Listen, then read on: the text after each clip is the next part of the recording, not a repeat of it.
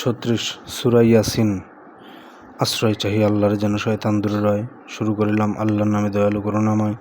ইয়াসিন, রহস্য তার জানেন কেবল রব্বুল আলামিন। জ্ঞানময় কোরআনের শপথ, সন্দেহ নেই ওতে। তুমি একজন রাসূল এবং রয়েছ সরল পথে। এসেছে কোরআন ক্ষমতাবান ও দয়াময় রব হতে। যেন এমন এক সম্প্রদায়কে করো তুমি হুঁশিয়ার, পূর্বে যাদের বাপদাদাদের করা হয়নি তা আর। যেন এমন এক সম্প্রদায়কে করো তুমি হুঁশিয়ার, পূর্বে যাদের বাপদাদাদের হয়নি তা করা আর। এভাবে কেটেছে দিন, ফলে তারা উদাসীন। মূলত তাদের অধিকাংশের ব্যাপারেই কথা পাকা। আনবে না তারা ঈমান, তাদের অন্তর পাপে ঢাকা। আমি তাদেরকে বেরি পুড়িয়েছি গলায় চিবুক তলে, কিছুই দেখে না ঊর্ধ্বমুখী হয়ে আছে তারা ফলে। সামনে তাদের আড়াল দিয়েছি পিছু, চারিদিক থেকে রাখিয়াছি ঢেকে, দেখে না তাহারা কিছু। সাবধান করো কিবা নাই করো সমান তাদের তরে, কখনো ঈমান আনবে না তারা কিলাপ দুঃখ করে। তুমি সতর্ক, তাদেরই শুধুই করতে পারবে ওরে, যারা কথা মানে দয়াল প্রভুকে না দেখেই ভয় করে। ক্ষমা ও পুরস্কারের খবর দাও তাহাদের তরে, নিঃসন্দেহে আমি মৃতকে জীবিত করব আর। আগের পরের কর্মের ফল লিখে রাখি সব তার, স্পষ্ট কিতাবে লিখিয়া রেখেছি কিছুই দেয়নি ছাড়। তুমি তাহাদের এক জনপদবাসীর উদাহরণ দেখাও, যখন তাদের নিকট এসেছে রাসূলগণ। প্রথম যখন দুজন রাসূল পাঠাই তাদের কাছে, তখন তাহারা রাসূলদ্বয়কে মিথ্যুক বলিয়াছে। শক্তি তাদের বাড়ালাম আমি তৃতীয় জনের দ্বারা, তোমাদের কাছে প্রেরিত হয়েছে বলল সবাই তারা। উহারা বলল, তোমরা তো দেখি মানুষই মদের মতো, প্রভু পাঠাননি কিছুই তোমরা মিথ্যা বলছো যত। উহারা বলল, তোমরা তো দেখি মানুষই মদের মতো, প্রভু পাঠাননি কিছুই তোমরা মিথ্যে বলছো যত। তাহারা বলল, রব তো জানেন হায় তোমাদের কাছে, আমাদের কি রাসূল বানিয়ে পাঠানো যে হইয়াছে, আর স্পষ্ট দাওয়াত পৌঁছে দেয় আমাদের দায়ভার। উহারা বলল, তোমাদের মাঝে দেখছ কল্যাণ, বিরত না হলে প্রস্তরাঘাতে নেব তোমাদের প্রাণ, আমাদের দেয়া শাস্তি হইতে পাবে না পরিত্রাণ। তাহারা বলল, তোমাদেরই সাথে রয়েছে অমঙ্গল, উপদেশবাণী দিচ্ছি বলেই এত কলা কৌশল। তাহারা বলল, তোমাদেরই সাথে রয়েছে অমঙ্গল, উপদেশবাণী দিচ্ছি বলেই এত কলা কৌশল। প্রকৃতপক্ষে তোমরা তো সীমা লঙ্ঘনকারী দল। ছুটে এলো এক ব্যক্তি তখন নগর প্রান্ত হতে, বলল, তোমরা অনুসারী হও রাসূলগণের পথে, অনুসারী হয়ে যাও তাহাদের যারা তোমাদের কাছে কোনো প্রতিদান চায় না ও যারা সঠিক পথেই আছে। নিজ স্রষ্টার ইবাদত আমি করব না কি কারণে, আবার ফিরিয়ে নেওয়া হবে তোমাদেরকে তাহারি শনে। নিজ স্রষ্টার ইবাদত আমি করব না কি কারণে, আবার ফিরিয়ে নেওয়া হবে তোমাদেরকে তাহারি শনে। এমন মাবুদ করব গ্রহণ আমি কি তাহাকে ছাড়া, দয়াময় ক্ষতি করতে চাইলে কাজে আসবে না যারা। নিজ উদ্ধার করবে না মরে কিবা সুপারিশ দ্বারা, এরূপ করলে নিশ্চয়ই আমি হয়ে যাব পথহারা। এনেছি ঈমান আমি তোমাদের প্রতিপালকের পরে, কথা শোনো মোর ওরে।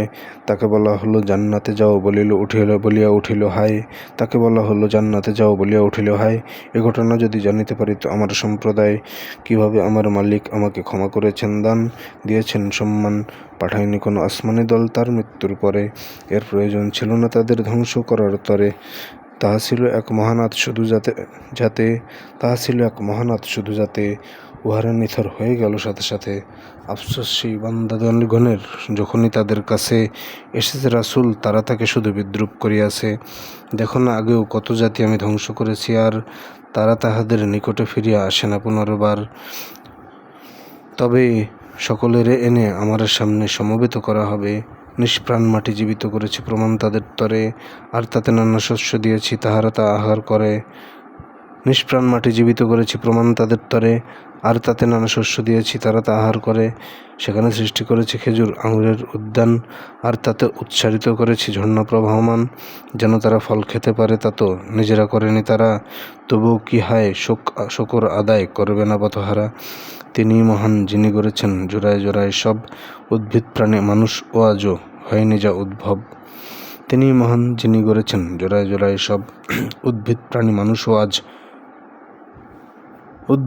মানুষ ও আজও হয়নি যা উদ্ভব। আরেক নিদর্শন হলো রাত আমি তার মাঝ থেকে, দিনকে সরাই সাথে সাথে যায় আধারে যাহারা ঢেকে। আরেক নিদর্শন হলো রাত আমি তার মাঝে থেকে, দিনকে সরাই সাথে সাথে যায় আধারে তাহারা ঢেকে।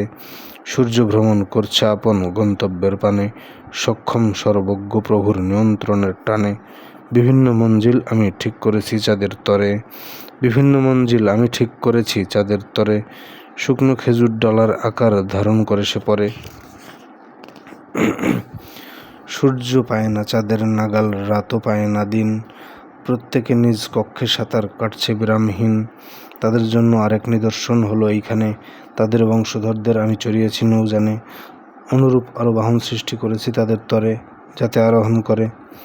চাইলে তাদের ডুবাতেও পারি, তখন তাদের আর সহায়তাকারী থাকবে না কেউ, হবেও না উদ্ধার। আমার রহম ছাড়া যেন কিছুকাল জীবন উপভোগ করে নেয় তারা, আমার রহম ছাড়া যেন কিছুকাল জীবন উপভোগ করে নেয় আরও তারা। যখন তাদের বলা হয় ওরে সাবধান হয়ে রও, আগের পরের সাজা হতে যেন করুণাপ্রাপ্ত হও, প্রতিপালকের নমুনা প্রমাণ এলেই তাদের তরে বিমুখ হইয়া সরে। যদি বলা হয় আল্লাহর দেয়া নিয়ামত করদান, বলে আল্লাহ যাদের খাওয়াতে পারতেন যদি চান, তবে কি আমরা খাওয়াবো তাদের, রবে কি তাহার শান? প্রকাশ্য বিভ্রান্তিতে ডুবে আছো হে ইনসান। তারা আরও বলে সত্যবাদী হয়ে থাকো যদি, তবে বলে দাও দেখি এ প্রতিশ্রুতি কখন পূরণ হবে? আসলে তো তারা আছে এক মহানাদের অপেক্ষায়, যাহা তাহাদের করবে আঘাত তর্ক অবস্থায়। তখন তাহারা পারবে না যেতে ওসিয়ত করে হায়, পরিবার পরিজনের কাছেও ফিরবে না পুনরায়। সিংহায় ফুৎকার দেওয়া হলে কবর হইতে উঠে, সিংহায় ফুৎকার দেওয়া হলে কবর হইতে উঠে, প্রতিপালকের দিকে তারা সব চলবে বেদম ছুটে। বলবে আহা হা, কে আমাদেরকে উঠালো শয্যা হতে? এটাই সত্য ওয়াদা খোদার নবীদের কথা মতে। ইহা শুধু একটি মহানাদ হবে, অমনি তাদের সবে একীভূত করে আমার সামনে সমবেত করা হবে। কারোর প্রতি করা হবে না জুলুম সেদিন, আর কেবল তোমাদের দেওয়া হবে তোমার কর্মের প্রতিফল। স্বর্গবাসীরা থাকবে সেদিন আনন্দ উৎসবে, সাথে সহ তারা ছায়ার আসনে আয়েসেই বসে রবে। ফলমূল রবে আরও পাবে সব, যদি কিছু চায় তবে রবের পক্ষ হতে তাহাদের সালাম জানানো হবে। আর বলে দেয়া হইবে সেদিন কাফেরদেরকে ডেকে, হে অপরাধীরা পৃথক দাঁড়াও মুমিনগণের থেকে। বলে নাই শয়তান তোমাদের প্রকাশ্য দুশ্মন? তার ইবাদত করো না তোমরা আদমপুত্রগণ। দেইনি কি আমি মত, তোমরা আমার ইবাদত করো, এটাই সরল পথ। সে তো তোমাদের বহু লোককেই করেছিল পথহারা, বোঝনো কি এর দ্বারা? এই তো জাহান্নাম তোমাদের দেখাতাম যার ভয়ে, এতটুকু আজ যেহেতু কুফর করেছো জীবনময়, আজকে তাদের জমার বন্ধ করে দেব, যার ফলে তাহাদের হাত আমার নিকট সব কিছু দেবে বলে, আর পাগুলো তাদের কৃতকর্মের প্রমাণ করবে দ্বার। দৃষ্টি তাদের লুপ্ত করেও দিতে পারতাম ওরে, কি করে তখন খুঁজে পেত পথ, দেখতো কেমন করে। পঙ্গুও করে দিতে পারতাম তাহাদের নিজ স্থলে, সামনে বাড়তে পিছনে ফিরতে পারত না এর ফলে। দীর্ঘ জীবন যাকে দিই তাকে পূর্ব অবস্থায় নিয়ে যাই আমি, তবুও কি তারা বোঝে না কিছুই হায়। কাব্য তাহাকে শিখায়নি এটা তার তরে বেমানান, এ তো শুধু এক উপদেশবাণী প্রকাশ্য কোরআন, যাতে সে সকল জীবিতজনকে করে দেয় সাবধান, যাতে কাফেরের তরে তাহা হয় চূড়ান্ত ফরমান। তারা কি দেখেনি আমি নিজ হাতে গড়েছি তাদের তরে, চার পায়ে জীব তারাই মালিক হয়ে গেছে তারপরে, সেগুলোকে আমি বশীভূত করে দিয়েছি তাদের তরে। কতক বাহন কতক তাহারা নিজেরা আহার করে, তাদের জন্য এতে আছে আরও বহুবিধ উপকার। রয়েছে পানীয়, তবু কি হবে না তারা শুকর গুজার? হয়তো তাদের সহায়তা পাবে তারা তো এই আশায়, আল্লাহকে ছাড়া অনেক মাবুদ গ্রহণ করেছে হায়।